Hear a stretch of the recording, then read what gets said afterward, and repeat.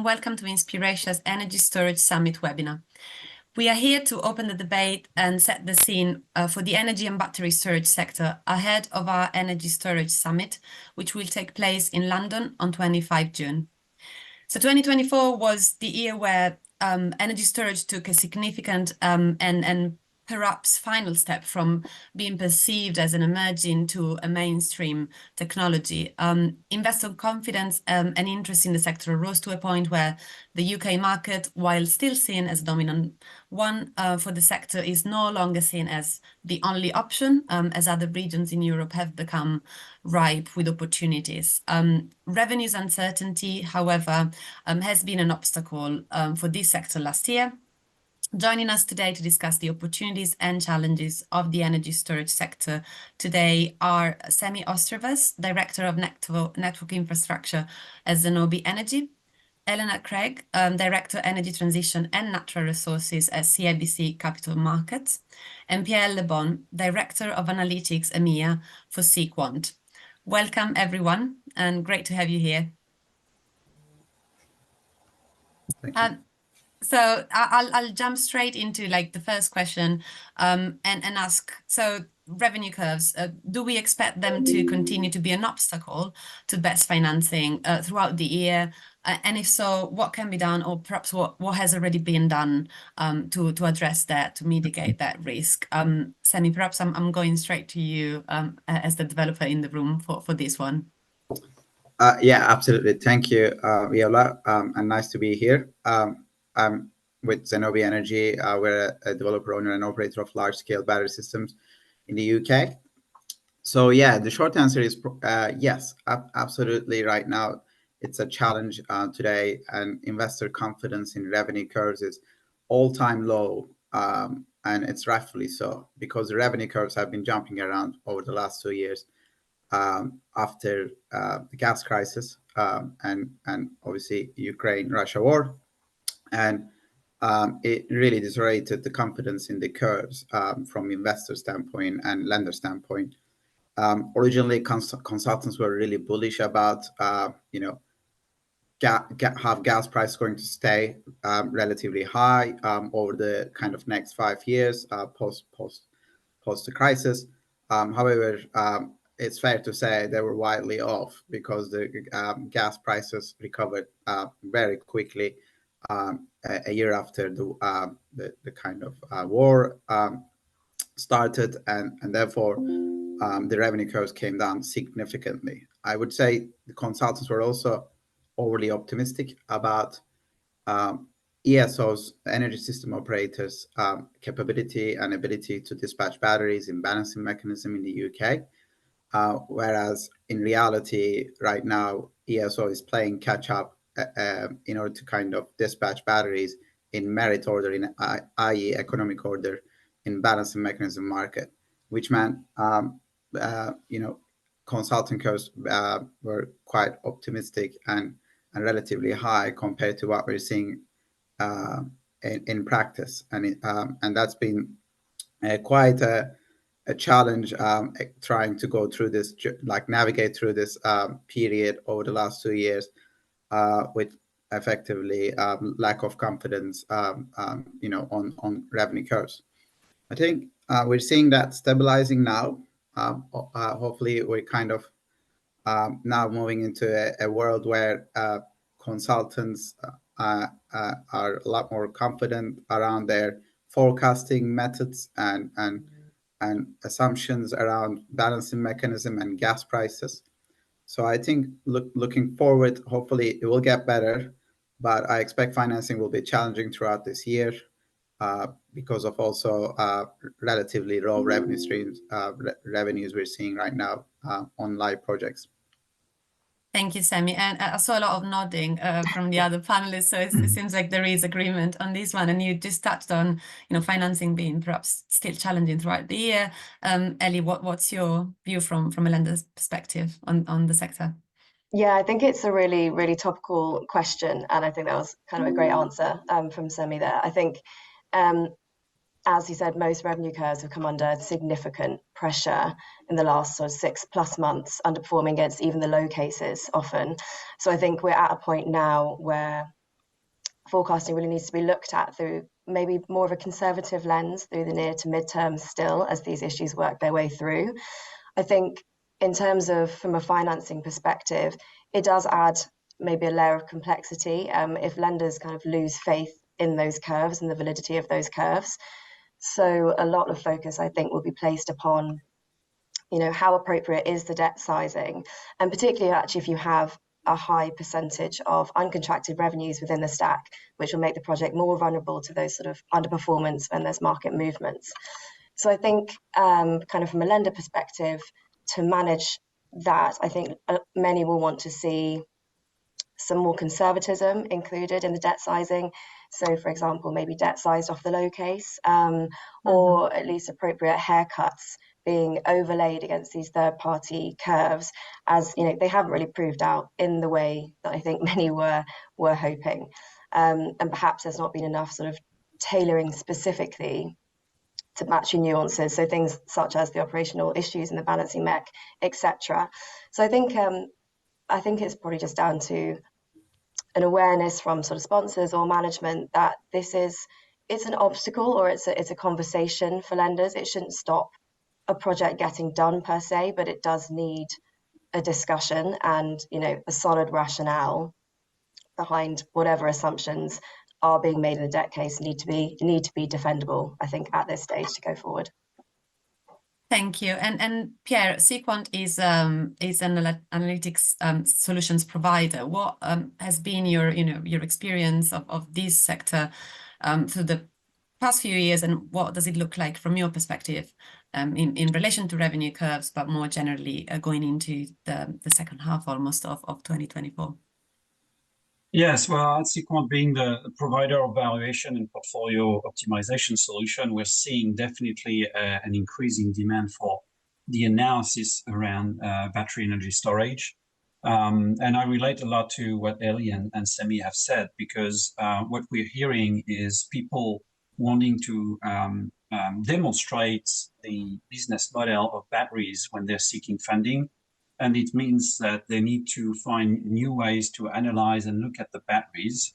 If we look back to the market, like over the last couple of years, indeed there's been significant variations in price curve levels, going from crazy high values. We have seen in the last few weeks and months a return of prices back to lower levels, and now it's very difficult to prove the value of renewables, but specifically batteries. And to mitigate all of that, you need to be able to demonstrate the value of your batteries through quantitative analysis, stochastic analysis, because if you relate on singular price curves, the price curve we were using a year ago is completely different from the price curve today. The value has moved. So you need an additional information. You need to enrich the value that you're getting from these curves to some statistical and probabilistic analysis along where this value may go in the future in order to convince your investors. If I may, I mean, Pierre touched on an amazing point. I cannot agree more. So I think going forwards, we should move away from this low, central, and high cases to P90, P10, and P50 cases, because right now, effectively, consultants not doing P10, P90 cases. So it's very hard to kind of build a view around, what's the probability of, we know that one thing for sure certain is it's going to be wrong. So we're trying to basically build a range of outcomes, and effectively with a P10 and P90 curves around P50, we could build a lot more confidence around the curves and probability of the events happening, as opposed to kind of right now, what is going on right now in the revenue world is effectively you receive this high, central, low case, but the base case assumptions, the underlying assumptions on all these curves are quite different. So you're effectively still looking at P50 scenario of a totally different view of the world. So whichever you believe in, you're still only investing based on a P50 scenario of the world you believe in. Whereas I think from investor standpoint, it will be much more straightforward, and I think the confidence level will improve if we build these curves around probabilistics.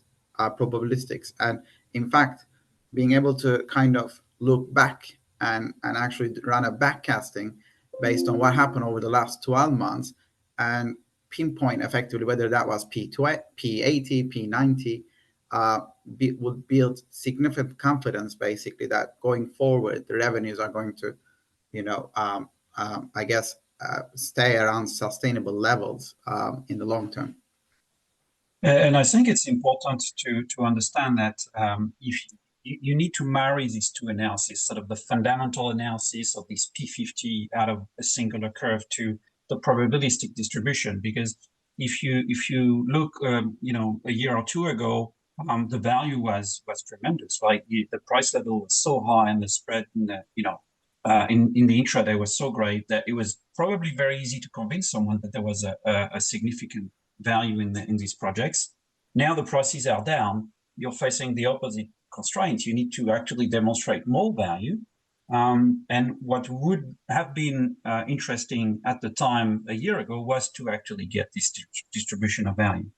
And to me, the fundamental price curves give information from more mature market trends that you can sort of transpose into markets which are developing and where the technology is penetrating.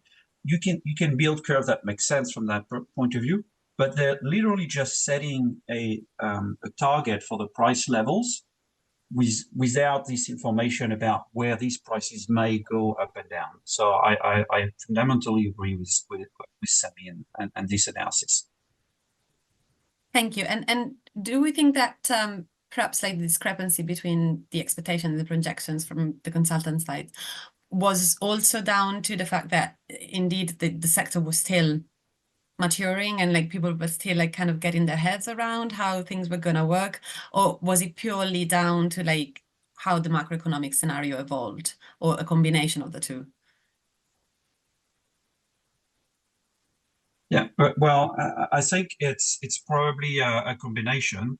But if you look, for example, at the Californian market, which is one of the sort of most mature markets, they were talking about their curves years ago already, and now I've been talking to clients in the market in Europe, and the duck curve is actually a terminology which is used in Europe as well. So it's coming, and we know that if you follow the same path towards technology penetration as what happened over there, it's very likely that this duck curve will actually, on every major market where solar has penetrated, the intraday will be a duck curve. And so we can apply sort of this knowledge that we have to where the market will go. What we don't know is what will happen in Europe specifically with, for example, the ISOs. Will they let things happen the same way? Will they learn from the lessons from what happened in different markets which are more mature and that was a problem? And that can change the game. That can change the way that people will actually invest in the different technologies. Thank you. I think another trend or theme that has started to emerge in the specifically perhaps battery storage sector is the debate between like short duration or longer duration. So the question is, do you reckon short duration is here to stay, or is the industry moved towards a longer duration, an unstoppable trend? Again, Semih, I know you've kind of expressed your views on this one in a Q&A with us recently. So, if you want to give us your thoughts again, and then we can take it from there.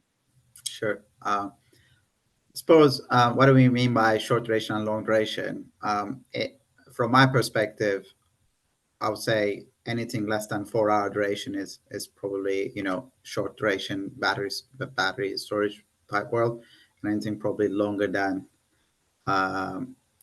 8 to 10 hour duration is long duration. Based on that assumption, I'd say, first of all, I think it's a very market specific, question. So I think in relation to UK market, absolutely believe that, it's a short duration market, for the time being, where we're seeing sort of in the day ahead prices curves, effectively a duck curve shaping up, as Pierre was saying, a peak pricing during the morning and then peak pricing during the evening and afternoon around 5 to 7 p.m. And typically the peak pricing, the shape of the peak pricing is around sort of the peak points around sort of 2 hours.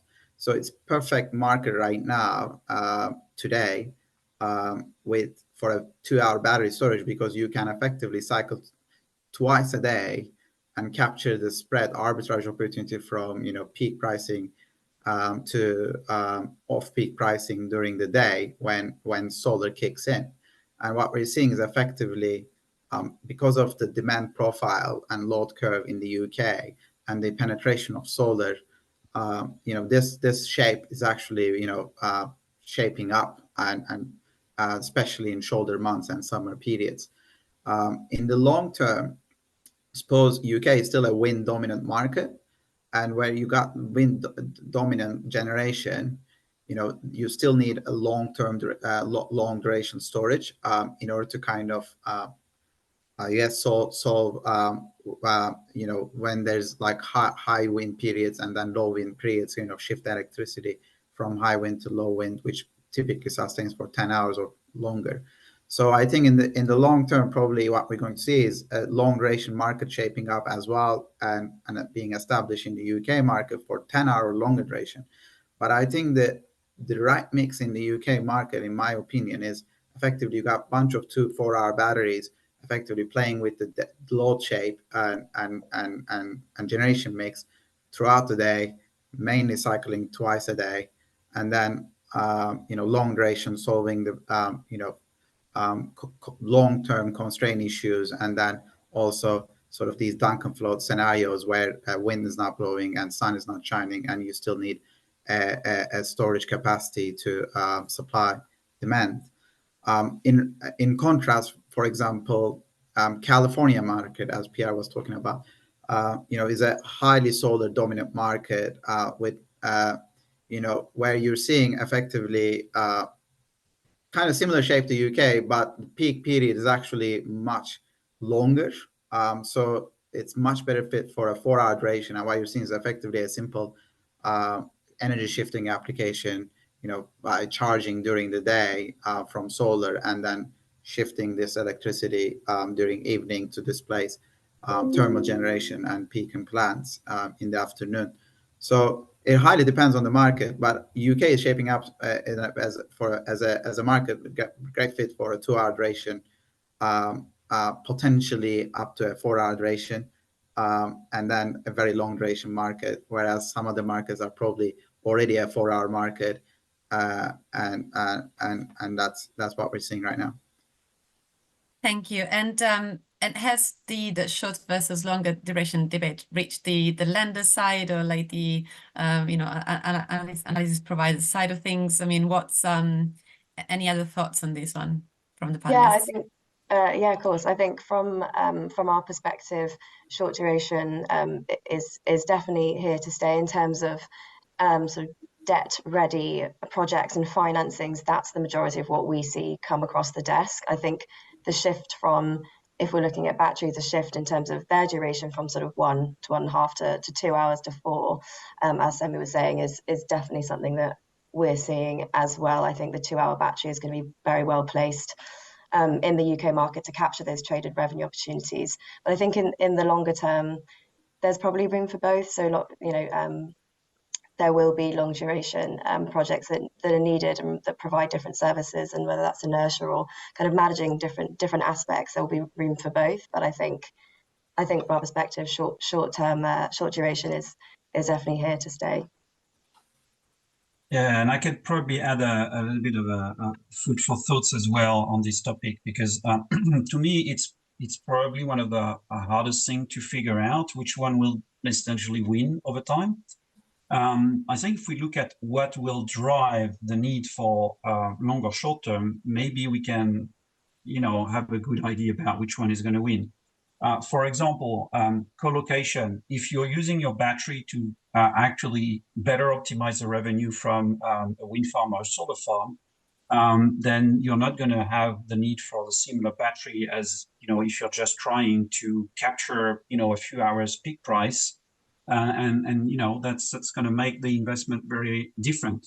But whether you want to do one or the other depends on the market price levels, right? If the spread is not big enough to capture individual price spikes because the penetration has flattened the curve, then maybe you actually want to invest in a battery for a collocation where the low prices during the day when the solar is generating is better be stored to release overnight for a longer duration battery, right? And then the last thing is maybe ISOs will actually step in, and I've heard a lot of need for flexibility on the grid, and they may enforce some rules and force people to actually build some project with particular shapes. So all of this is are signals are saying that market participants should look at to understand which one may win, long or short-term duration storage.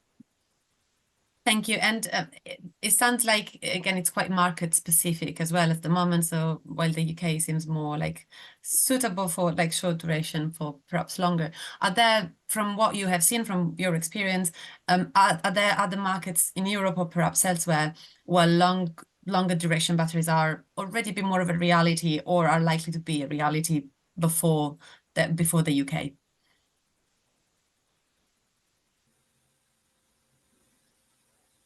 Well, I think, again, to answer that, there are a few things. Maybe the technology that comes in can help. Specifically for the UK, I relate to Semih, who was saying that it's heavy on the wind, less on solar. And that is probably a very good indication as to maybe longer term storage could win, because if it was heavy on solar, you would need to store the solar and release it during these peak hours. So the shaping of these evening peaks is a good signal for that question to be answered. So you touched, Pierre, on another point that obviously it's dominating the debate quite a lot. We've heard it at our summit last year in London. I'm sure it will be part of this year's edition as well. So it's the collocation versus standalone. Where are we at with that one? Yeah, do you want to take that one, Semih? Well, yeah, I can. So I think at Zenobē, we are focusing very much on standalone large-scale battery storage, simply because we, unless there's already a PPA mechanism existing in the market, it makes very little sense to put batteries, large-scale batteries, behind the same meter and same connection point with solar or wind. There's significant amount of conflict of interest in terms of being able to access to the bars, export electricity, and during day with solar, and then with wind, basically anytime. Obviously, there's a high wind period, but also, just in terms of from lender standpoint, obviously, I would be very keen about from Ellie, about her views. But lender standpoint, who owns which rights, etc. In terms of the lease, the connection capacity, planning, etc. is quite complex, where benefits, rarely exist, especially in the UK market. In fact, there's lots of regulatory complications around being able to put around putting batteries behind the same connection point with whether solar or wind. So we believe that it's a lot more scalable, faster, financeable, bankable, solution to bet on large scale standalone storage compared to co-location in many of the merchant markets. While in contracts, I would say, in vertically integrated markets, for example, or where markets, there's a CFD mechanisms or PPAs existing which value the storage, which actually, you know, is the case. Maybe like in Spain, for example, or Italy or California, then obviously, you know, it's a great market for co-locating as well, because it makes it project a fully integrated bankable project. But otherwise, yeah, I would say, you know, we're a big believer in standalone storage. And maybe I'll just chime in there from my kind of lending perspective. I actually would agree. So I think there's a tendency sometimes to kind of look at co-location at first glance. Perhaps it seems more simple, as you have often that kind of that base of contracted revenue on the generation side. However, then you have a often fully uncontracted battery, and a lot more nuances in terms of how that battery interplays, how, you know, they share a single grid connection. The nuances of how it actually works in practice is quite complex. So I think if you are a lender that's kind of got comfortable with the battery sector and understand the revenue stack, I do think standalone is often actually makes more sense from a bankability perspective if you've already done the work on understanding the different revenue streams and how that uncontracted revenue often works. It adds kind of a lot more pieces of the puzzle when you put it into a co-location asset. So I think you touched on this as well, but the fact that, you know, the battery will share a single grid connection, that will kind of curtail its export capacity. And then if you're following a traded strategy, that's going to have limitations on how much revenue you can actually be generating off that battery. So I think I would agree in terms of opportunities we see across the desk is probably about 70-30 standalone to co-location. So we do still see projects being financed on the co-location side, but I think that it, you know, standalone actually does make sense, and it does have fewer kind of complexities on that when you have a fully uncontracted battery that's trying to share the same grid connection. So that's just probably my 2 cents on that question.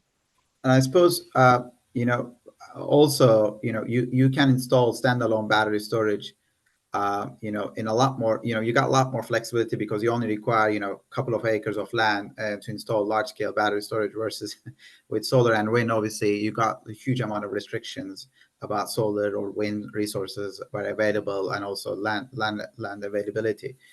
So it certainly adds another level of complexity. And at Zenobē, one of the other things we do is actually provide transmission level, you know, stability services and reliability services, you know, with, you know, synthetic inertia or fault level support, or whether it's reactive power support, constraint management, black start. So, you know, energy storage is effectively, at the end of the day, while we're talking about, you know, mostly energy shifting and energy arbitrage, which still is the dominant revenue stream, can do a lot other things like CIBC Army knife. So I suppose, you know, you wouldn't be able to do many of these, you know, transmission level services, which is very key to network reliability with a co-located asset, because you're effectively restricted behind the same meter with a renewable generation. And you know, it's very complex. So I think, you know, that makes a big difference.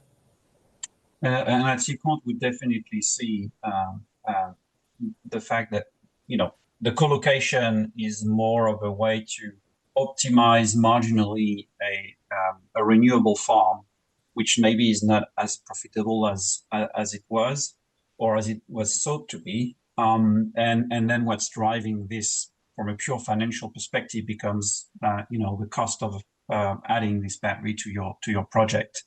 So yeah, I would agree with this comment that, you know, co-location is probably less of a same than a standalone set of batteries.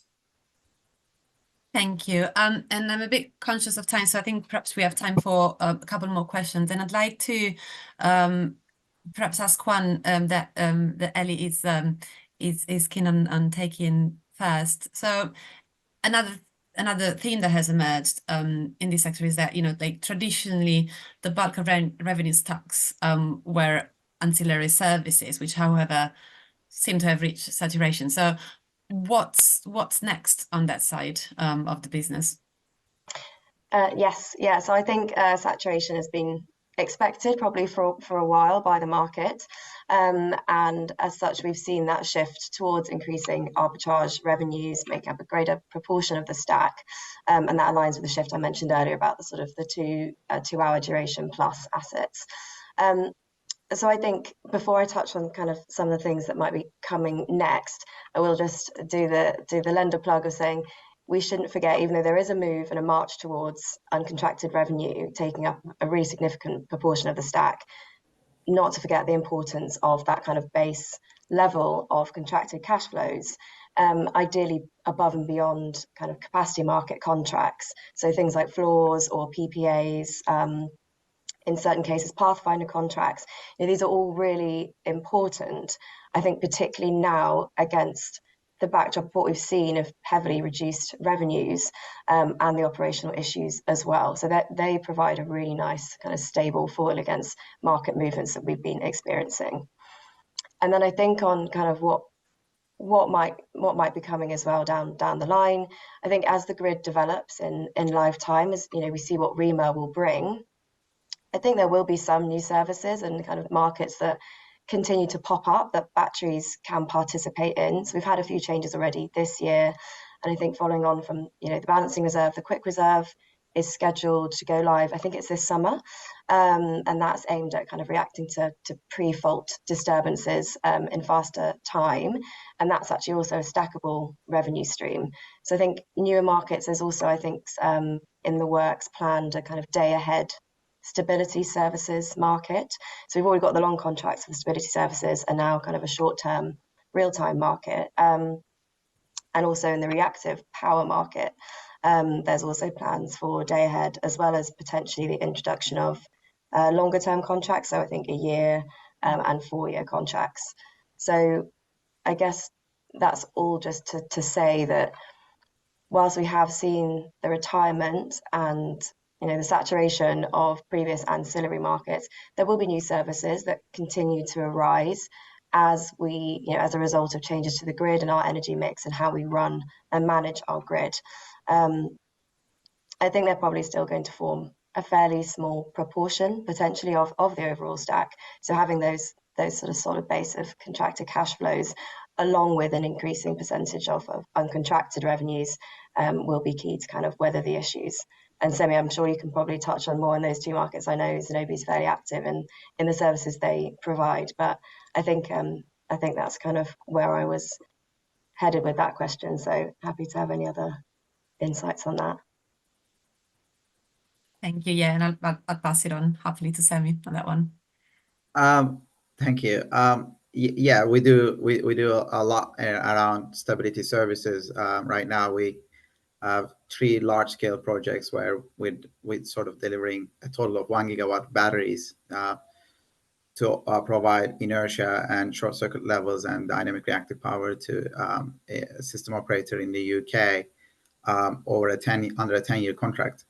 I think that's very important, and I think I was going to say is, in terms of going back to your question about ancillary markets, I think a funny anecdote is like, I've been in the sector for a while right now, and we keep expecting ancillary revenues to kind of go away and sort of, but it's been like 5 to 7 years since FFR was introduced, and we're still kind of seeing ancillary services as dynamic services that dynamic containment or other D-Star services or new services ESO is introducing, still feel like most of the market is quite active in ancillary services. Having said that, I think from lender standpoint and from investor standpoint, we have never underwritten any business case based on ancillary service revenues.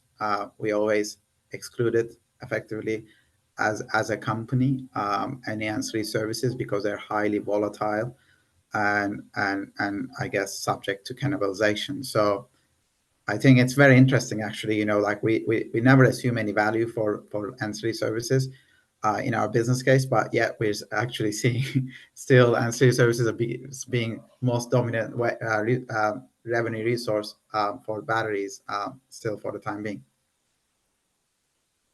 And there's what Ellie and Semih were saying is very striking to me. It's increase in complexity in the grid in the ancillary services market.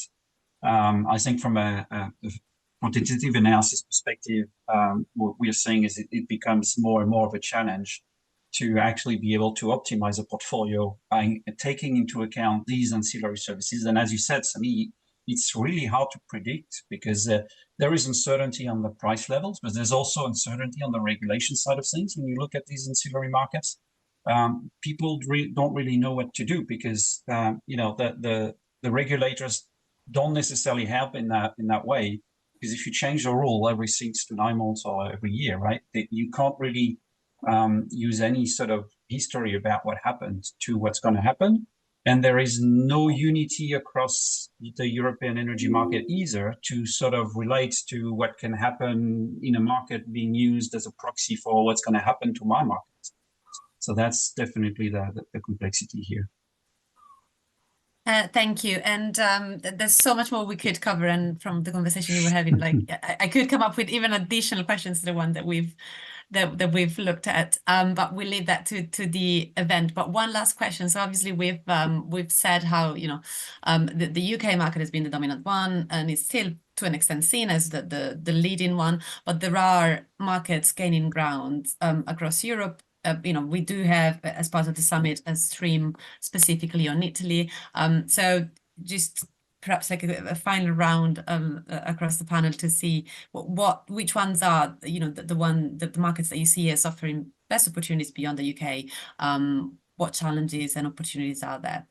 And again, Semih, perhaps I go to you again as a developer for this one.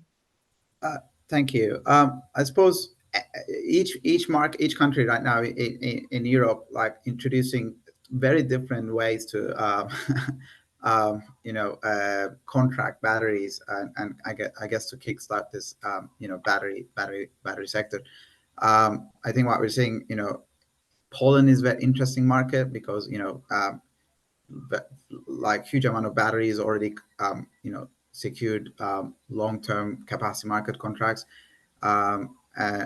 Obviously, Italy is also another, as you mentioned, interesting market with high solar penetration in the south and then demand being in the north. Kind of similar dynamics to UK, but instead of wind, it's with solar. So quite interesting. And grid is weak. Greece introducing significant amount of subsidies most recently and running announcing they're going to run huge amount of the tenders for batteries. And then obviously same with Spain, Portugal, and then not forget Germany.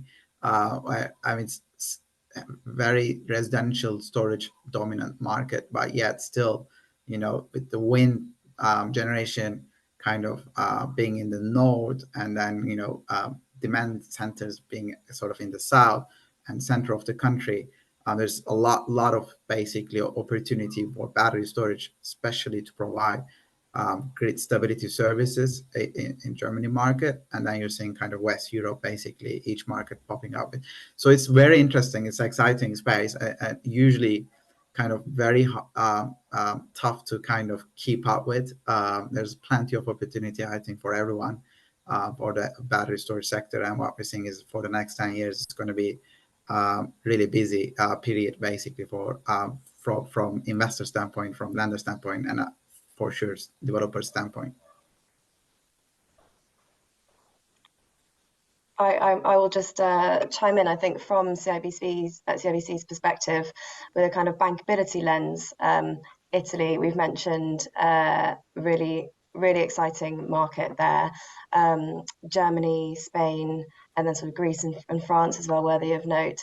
I think for us, kind of assessing the regulatory support as well as the revenue streams on offer is quite key. They're all going to have very different kind of structured power markets, associated policy, political risk, nuances in the way they do business and how the grids are operated and run.